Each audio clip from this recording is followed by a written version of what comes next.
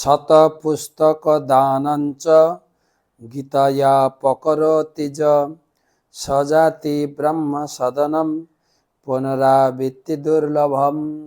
100 খানি গীতা দান করলে আপনি ব্রহ্মধাম ভগবত ধাম লাভ করবেন। তো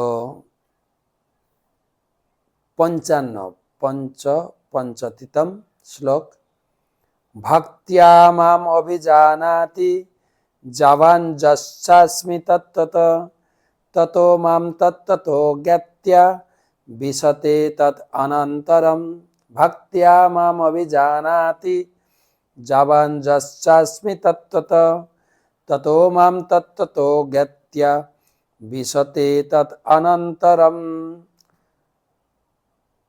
অনুবাদ: ভক্তির দ্বারাই কেবল যথার্থ রূপে কেউ স্বরূপত আমাকে পরমেশ্বর ভগবান রূপে জানতে পারেন। এই প্রকার ভক্তির দ্বারা আমাকে তত্ত্বত জেনে তিনি আমার ধামে প্রবেশ করতে পারেন। ভগবান এখানে পরিষ্কার ভক্তির শ্রেষ্ঠতা বা ভক্তির ফল বর্ণনা করলেন। পুরোপুরি আমাকে জানতে গেলে ভক্তি লাগাতে হবে। ভক্তি ছাড়া তুমি আমাকে পুরো জানতে পারবে না। আর আমার ধামে প্রবেশ করতে গেলে আমার প্রতি ভক্তি যাজন করতে হবে। ঠিক আছে, দুটো, জানতে গেলে এবং আমার ধামে প্রবেশ করতে। আর এই শ্লোকটি ভগবান দুবার বললেন। 11 অধ্যায় 54 নম্বর শ্লোকে একই কথা বলেছেন, মিলিয়ে নেবেন। আর এখানেও একই কথা, প্রবেষ্টুম চ পরন্তপ জ্ঞাতুম দ্রষ্টুম চ তত্ত্বেন। আর 11 অধ্যায়ের তারপরে আর একটা শ্লোক সাপোর্ট দিয়ে ভগবান বললেন, ভক্তি মানে হচ্ছে মত কর্মকৃত, আমার জন্য কাজ করতে হবে।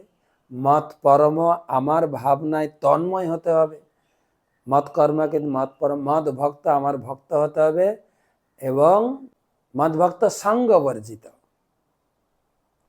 সুসঙ্গ করো, কুসঙ্গ বর্জন করে। আর কি হবে? নির্বৈর সর্বভূতেষ, কোন জীবকে তুমি হত্যা করে খাবে না, প্লিজ।